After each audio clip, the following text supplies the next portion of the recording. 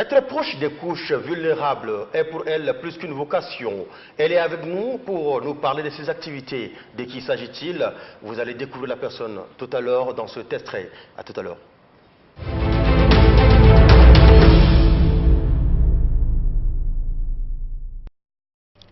Connue à travers les activités humanitaires et socio-éducatives de sa fondation Tchad Helping Hands, Amina Priscille Longo est une jeune philanthrope qui met son temps au service de ses semblables.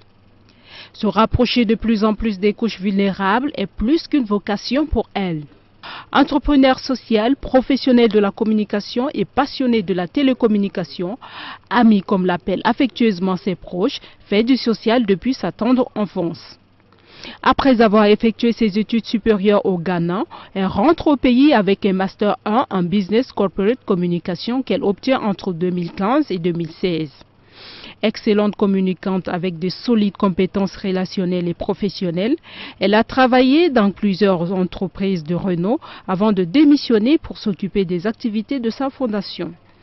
Parmi les boîtes qui l'ont accueillie, on peut citer entre autres Tigo Millicom Tchad, Petro-Tchad, Glencore, etc. Désormais présidente de la fondation Tchad Helping Hands depuis novembre 2016, elle se sacrifie pour donner le sourire aux personnes démunies et aux enfants défavorisés.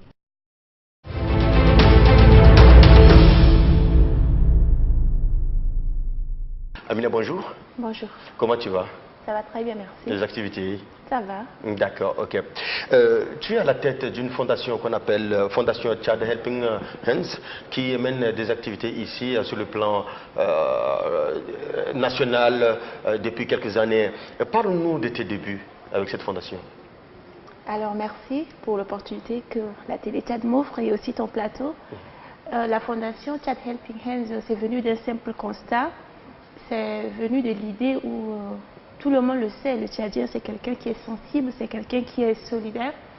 Alors, une fois, il y avait une petite fille qui avait un cancer de l'œil, ça remonte à 3 ans maintenant. Entre-temps, la fondation n'existait pas et sa maman est passée sur ETV pour demander de l'aide. Et donc, de mon côté, j'ai essayé d'organiser une collecte sur les réseaux sociaux, ça a très bien marché. Mais on n'a pas pu sauver la fille parce qu'on n'avait pas initié la collecte à temps. Et donc, quand je suis restée, j'ai analysé tout le contour. J'ai aussi analysé mon parcours parce que je suis une fille issue d'un milieu où on pensait qu'être femme, ce n'était pas synonyme de réussite. Alors, je me suis dit, pourquoi ne pas mettre sur pied une organisation qui pouvait réunir beaucoup de gens, des gens qui décident de mettre bénévolement leur temps, leurs moyens et leurs connaissances au profit d'une communauté donnée. C'est de là que l'idée de créer la fondation Tchad Helping Hands est venue. D'accord. Et comment s'est fait la réunification de ces personnes qui sont autour de toi? Alors, c'est simplement des personnes qui sont aussi sensibles à la cause humaine comme moi, qui voient ce que nous faisons et puis ils veulent aussi adhérer à la vision et joindre leurs efforts aux nôtres pour qu'ensemble nous puissions apporter un changement ou donner notre apport de changement. Voilà. D'accord. Mais avant de créer cette fondation, est-ce que tu as milité dans une association qui œuvre pour des actions comme ça?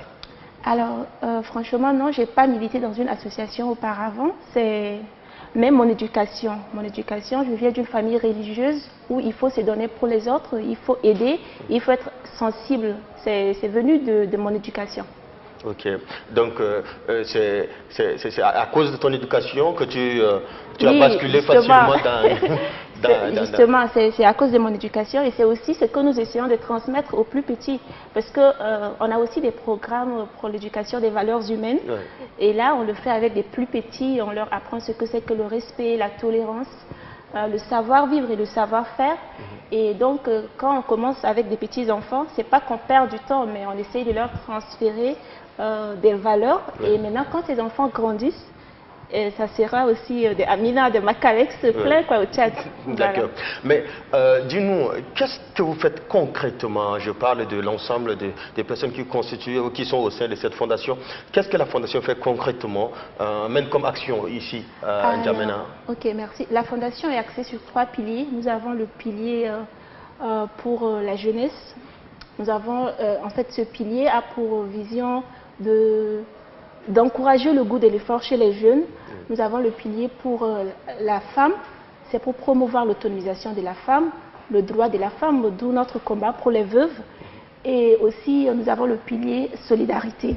Alors, le pilier solidarité, c'est pour venir en secours, en appui aux personnes âgées, aux populations vulnérables. Est-ce que vous bénéficiez d'une aide quelconque ou bien c'est les membres de l'organisation, de la fondation qui mettent la main à la pâte pour pouvoir faire marcher les activités? Ok, alors à la base, comme vous le savez, la fondation Chad Helping Hands, ça traduit la solidarité autour de la cause sociale.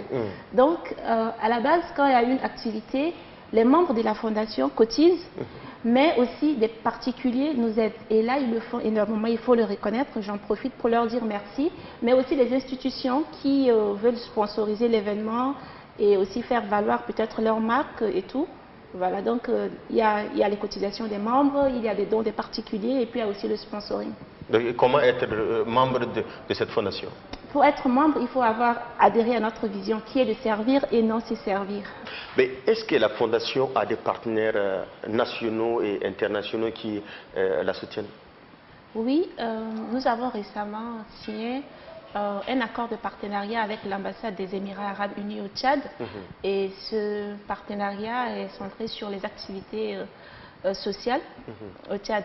Avec d'autres organisations nationales, nous collaborons sur une activité ou une autre.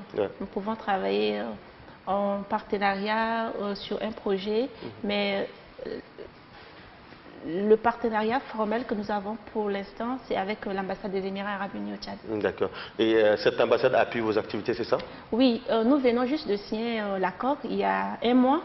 Et après la signature de cet accord, nous avons déjà posé une activité ensemble. Ça a été la distribution des couvertures aux familles démunies. Nous sommes allés dans un village dans le Hadjar Lamis et aussi dans le quartier Lamadi.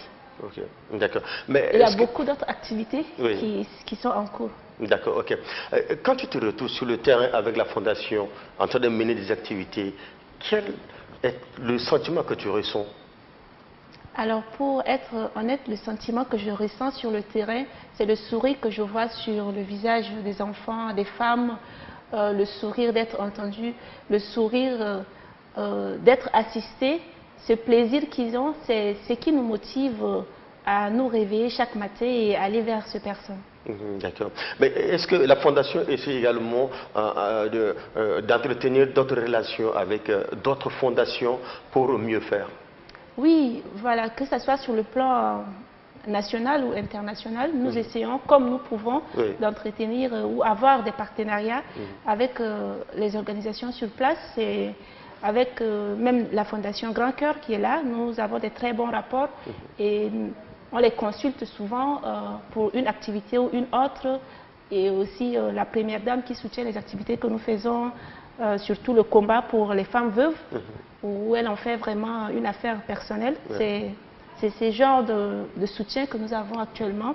Et nous visons aussi avoir des partenariats, non seulement sur le plan national, mais aussi avec des organisations internationales. D'accord. Mais avant de descendre sur le terrain, comment vous opérez le choix des régions ou soit des couches que vous rendez visite, par exemple? Est-ce que c'est des gens que vous connaissez au préalable ou bien vous faites un sondage, vous vous informez avant de descendre sur le terrain?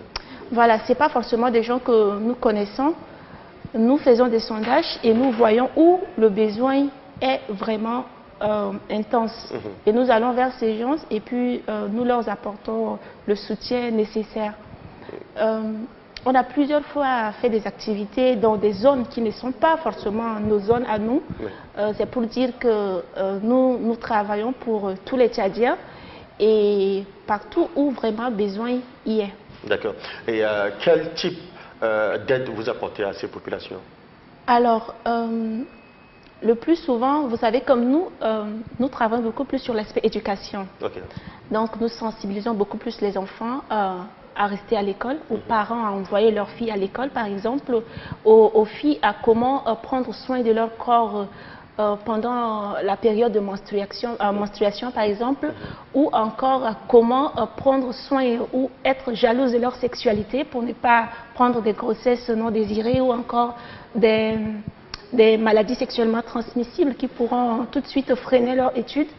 Nous faisons aussi le plaidoyer pour les femmes veuves et aussi nous assistons des familles vulnérables en denrées alimentaires. D'accord.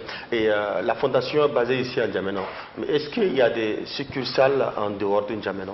La fondation est basée à N'Djamena. Nous ne sommes pas aussi encore trop bien organisés pour avoir nos représentations dans les provinces.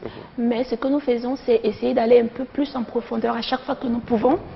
À notre première année, on a fait des activités seulement à N'Djamena. À la deuxième année, nous sommes un peu allés aux alentours de N'Djamena. Et maintenant, à la troisième année, nous pensons vraiment aller en profondeur, le Tchad profond. D'accord. Est-ce que c'est le moment de faire le bilan à mi-parcours de la fondation, depuis son existence? Oui, le bilan, il est plutôt positif, parce qu'en 2 années et demie, 3 ans bientôt d'existence, nous avons quand même fait pas mal de choses. Nous avons quand même rendu service à un grand nombre de personnes et c'est aussi le moment de remercier toutes les personnes qui ont été présentes à nos côtés pour nous permettre d'arriver où nous sommes aujourd'hui. D'accord. Mais mener une activité pareille avec le boulot, c'est pas chose facile. Comment t'organises-tu entre le boulot, entre la fondation et comment dirais-je la famille? Alors ça c'est une très belle question. C'est là où intervient le rôle de la femme de Powerful Woman. Franchement, c'est trop compliqué. D'abord en tant que femme, parce que tu as des projecteurs sur toi, tu n'as pas droit à l'erreur, tu travailles tard, tu as après la fondation, c'est une vocation, tu aimes ce que tu fais, il faut vraiment que tu te donnes à fond. Il y a aussi la famille, parce qu'il faut le dire, je suis mariée et je suis mère de 2 enfants. Et ça commençait à être de trop. Et on dit que dans la vie, à un moment, il faut faire un choix. Alors, moi, j'ai fait un choix récemment de quitter mon emploi, il y a 1 mois, et pour plus me concentrer sur mes activités sociales, mais aussi de me lancer dans l'entrepreneuriat. Donc, je fais mes choses à moi et j'ai plus du temps, et pour mes enfants, et pour mon mari, pour mes activités sociales, et aussi pour moi-même. Et on peut dire qu'Amina, c'est une femme comblée aujourd'hui? Je suis une femme comblée, Dieu merci. Je ne me plains pas, mais je n'ai pas encore atteint les objectifs que je me suis fixés dans la vie. D'accord, ok.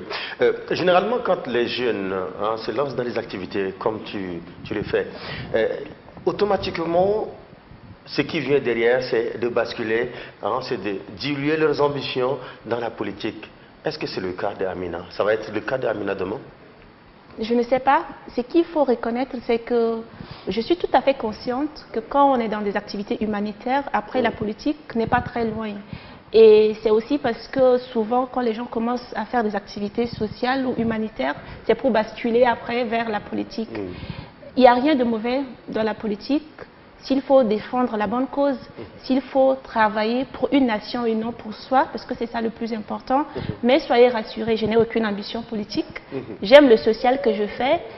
Si ça peut déjà aider ou si ça peut contribuer au développement de mon pays, ça me va. D'accord. Depuis que la Fondation organise des activités, mène des activités ici, sur le plan national, est-ce qu'il y a une activité parmi les autres qui ont été organisées qui te marque principalement, une activité qui t'a vraiment marqué depuis l'existence de la Fondation? Oui, s'il y a une activité qui m'a vraiment marqué, ça a été la célébration de la Journée internationale des veuves, qui a été commémorée à sa 2e édition le 27 juin passé 2018. Bon, normalement, c'est le 23 de chaque juin. On a célébré le 27 juin avec, en fait, sous le parrainage de la Première Dame. Et le thème, c'était le droit de la veuve tchadienne. Et on s'est rendu compte que nos veuves, elles sont trop marginalisées. Souvent, il y a ce problème dans la belle famille où quand le mari décède, la femme, on lui retire les enfants, on lui retire ses biens. Et aussi, autrefois, la femme tchadienne, elle n'allait pas beaucoup à l'école, nos mamans et tout ça, elles n'ont pas les chances que nous avons actuellement. Et donc, souvent, elles sont dans des mariages où elles ne connaissent pas leurs droits. Et maintenant, quand le mari décède, alors c'est la catastrophe. Et c'est pour cette cause que nous avons milité et nous avons lancé ce combat le 27 juin avec la Première Dame qui a demandé un projet de loi portant interdiction, par exemple, du renvoi de la veuve du domicile conjugal. Et ça, c'est l'activité phare de l'année qui m'a vraiment marquée, parce que ça a pris une dimension vraiment nationale, et puis ça n'a pas touché que les membres de la Fondation ou la Première Dame, mais toutes les femmes. Ce n'est pas seulement les veuves, mais même les jeunes femmes, par exemple moi aussi, parce que je ne le souhaite pas, mais au moins je sais que c'est un combat qui va mener des fruits à perpétuité. D'accord. Être une femme et mener ce genre d'activité, ce n'est pas chose facile. Faire le tour des administrations et autres. Est-ce que dans un pays où il y a les stéréotypes comme le nôtre, est-ce que c'est facile pour toi de mener ta lutte? Et si c'est difficile, à quoi tu es confronté exactement à chaque fois quand tu mènes des démarches? Alors, pour être honnête, ce n'est pas facile en tant que femme de mener ces genres de combats parce que nous sommes dans un pays où rien n'est facile. Il faut vraiment s'armer de courage pour affronter parfois même le regard de la société parce que il y a le regard de la société qui est là, il y a aussi les difficultés même que tu rencontres sur le terrain. Parfois, comme nous travaillons, c'est commencé avec le sponsor, il faut des gens qui croient en ta vision. Mais quand tu es femme, tu es jeune, tu rencontres des gens et que tu demandes du soutien, tu demandes de l'aide. Parfois, tu peux tomber sur quelqu'un qui, au lieu de voir l'activité que tu présentes, pourrait tomber sous ton charme. Et puis après, il y a aussi ce problème qui est là. Il y a aussi le soutien vraiment du gouvernement que nous demandons pour cette lutte. Parce que déjà, nous sommes femmes, nous sommes un peu... c'est pas facile. Tout ce que nous demandons, il y a plein, je vous assure, il y a plein de jeunes filles qui ont beaucoup de projets, qui ont beaucoup d'ambitions, mais qui ont peur de se lancer seulement parce qu'elles ne sont pas assez fortes pour affronter les obstacles. Et peu sont celles qui s'arment vraiment de courage et peuvent affronter tous ces obstacles. Donc ce que nous demandons, c'est des recommandations vers des organisations internationales existantes sur place pour nous soutenir. Par exemple, on a l'UNFPA, on a beaucoup d'autres organisations qui sont là et qui normalement doivent encourager les initiatives des jeunes en faveur du développement de notre pays. Et donc si le gouvernement peut recommander ces genres d'institutions à soutenir les initiatives des jeunes pour le développement, ça pourrait être un plus. Et quelles sont les ambitions de la Fondation actuellement? Je sais qu'il y a beaucoup d'activités qui se font sur le terrain et autres, mais la Fondation vise à atteindre un niveau supérieur. Quelles sont vos ambitions? Voilà. Dans un court terme, c'est vraiment sensibiliser au maximum des filles sur le bien fondé de l'éducation. Après, nous avons le projet des femmes veuves qui nous tient vraiment à cœur et où on veut vraiment s'investir pour ça, les autonomiser, leur donner les moyens de subsistance parce que quand on avait organisé l'édition passée avec elles, on a vu que la plupart de ces femmes n'ont pas de source de revenus. Alors qu'est-ce qu'il faut faire pour vraiment les amener à poser ou encore à pouvoir avoir un peu d'argent pour s'occuper d'eux-mêmes et aussi de leurs enfants. Et dans un long terme, la Fondation voudrait devenir une ONG et ne pas seulement intervenir au Tchad, mais aussi sur le plan international. D'accord. Nous sommes dans un pays où les violences conjugales sont encore légion. Est-ce qu'il y a un mot à lancer à l'endroit des personnes qui commettent encore ce genre de violence? Alors moi, je dis que c'est vraiment insensé de battre la femme, de porter la main sur la femme parce qu'elle donne la vie. La femme, elle est une mère, elle est une épouse, elle est une sœur, elle est une amie. Pourquoi lui faire du tort? Pourquoi la frapper? Pourquoi la torturer? C'est pour... Mais si les hommes sont aussi forts qu'ils le disent, ça ne se démontre pas sur une femme. On sait où les vrais hommes sont. Vous comprenez ce que je veux dire? Donc vraiment, moi, je sensibilise mes frères tchadiens à ne pas vraiment commettre des atrocités sur leurs sœurs, sur leurs épouses et aussi aux femmes de dénoncer. Quand un homme te fait du tort, il faut dénoncer. Il ne faut pas rester et dire que c'est parce que je suis mariée à lui à cause de mes enfants, je suis obligée de supporter parce qu'il y a la belle famille qui est là, parce qu'il y a la famille aussi qui est là, il faut se taire. Mais non, il faut dénoncer. Il faut dénoncer et s'il le faut, il faut le quitter. Parce que on a vu combien de femmes mourir dans des foyers comme ça. Quand ça ne va pas, il faut savoir dire non et stopper. Et pour ça, il faut aussi que les femmes soient autonomes. Parce que ce qui empêche les femmes de prendre des décisions, c'est parce qu'elles ne savent où aller. Alors si la femme, elle est autonome, elle a quand même une source de revenus, et que l'homme la maltraite, il la bat, elle peut dire, je sors, je pars avec mes enfants, je peux m'en occuper. Parce que là aussi dépend de l'éducation des enfants. Un enfant qui voit son papa battre tous les jours sa maman, il va répéter ça demain sur sa femme. Exactement. Et ça, c'est vraiment néfaste pour le pays. Exactement. Donc il faut que les femmes, elles entreprennent, elles essayent de faire des choses, et quand ça ne va pas, qu'elles disent stop. D'accord. Avant qu'on ne se sépare, est-ce qu'il y a un mot à lancer à l'endroit du gouvernement, à l'endroit des femmes qui nous suivent et des personnes de bonne volonté qui peuvent voler au secours des personnes vulnérables? Ok, merci. Je profite de votre micro pour remercier toutes les bonnes âmes qui nous ont et qui continuent de nous soutenir, et aussi le gouvernement pour ses appuis multiformes. Et aussi, je voudrais lancer un message à l'endroit des jeunes femmes de continuer à se battre, de ne pas croiser les bras et attendre que la providence arrive.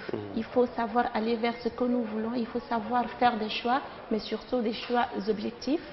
Et il ne faut pas croiser les bras et attendre tout de son mari, ou encore attendre tout du gouvernement, mais il faut savoir se prendre en charge, s'armer de patience et de courage pour pouvoir atteindre ses objectifs. Et aussi, j'avais remercié le gouvernement, mais je demande aussi au gouvernement d'appuyer les initiatives des jeunes dames pour que nous ne se sentons pas délaissés, mais que nous sentions qu'il y a une main derrière nous et qui nous pousse à vraiment faire des actions plus concrètes pour notre pays. D'accord. Merci beaucoup et beaucoup de courage. Merci. Et bon vent surtout. Merci, à moi de vous remercier. Merci. Mesdames, Messieurs, merci de nous suivre. Restez toujours connectés sur la chaîne nationale.